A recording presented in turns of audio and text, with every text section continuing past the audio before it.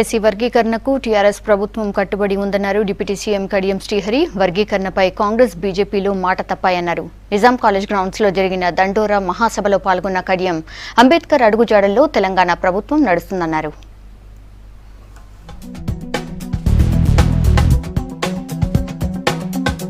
SC వర్గీకరణ ఎప్పట్లోగా పూర్తి చేస్తారో కేంద్ర రాష్ట్ర ప్రభుత్వాలు చెప్పాలని డిమాండ్ చేసింది మాదిగ రిజర్వేషన్ పోరాట సమితి. ఎంఆర్పీఎస్ ఆధ్వర్యంలో నిజాం కాలేజ్ గ్రౌండ్స్ లో దండోరా మహాసభ నిర్వహించారు. ఈ కార్యక్రమానికి మంత్రులు కడియం శ్రీహరి, ఈటెల రాజేందర్, జగదీష్ రెడ్డి, పలువురు ఎమ్మెల్యేలు అటెండ్ అయ్యారు. ఈ సందర్భంగా డప్పుకు 2000 పెన్షన్ ఇవ్వాలని ప్రభుత్వాన్ని డిమాండ్ చేశారు ఎంఆర్పీఎస్ నేతలు.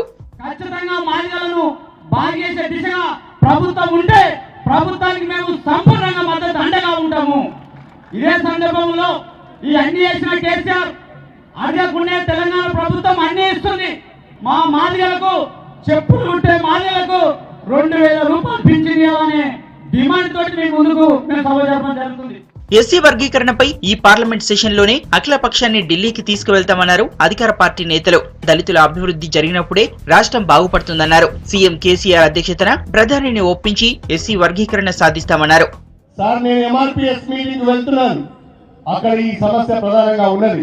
మరి నన్ను ఏం చెప్పమంటారు అని వాళ్ళని అడిగితే వారు ఒకే ఒక్క విషయం చెప్పారు. మనము వర్గీకరణకు కట్టుబడి ఉన్నాం. ఆ మేరకు తీర్మానం చేసి కేంద్ర ప్రభుత్వానికి కూడా పంపించాం. రేపు 25వ తారీఖు నుండి పార్లమెంట్ బడ్జెట్ సమావేశాలు జరుగుతున్నాయి. రాష్ట్ర ప్రభుత్వం తప్పకుండా అఖిలపక్షాన్ని ఢిల్లీకి పంపిస్తుంది. కేంద్ర ప్రభుత్వం పైన ఒత్తిడి తెస్తుంది.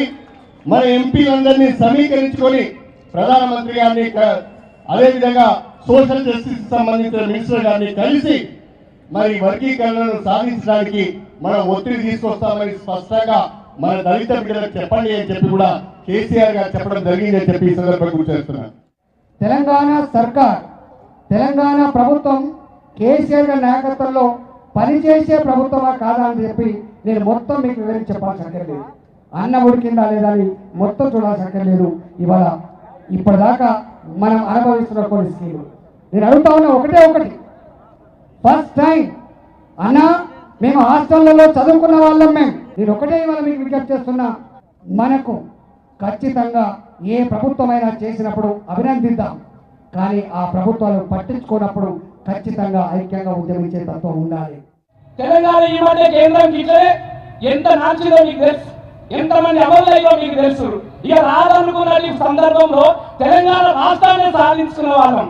ఇవాళ వర్గీకరణ కోసం పార్లమెంటులో కనుక తీర్మానం చేసి 341 ఆర్టికల్ సవరించమంటే పోషక డబ్బు కొట్టడం, బోనాల డబ్బు కొట్టడం, సాగు డబ్బు కొట్టడం అనేది మనకు పెద్ద ముచ్చే కాదు.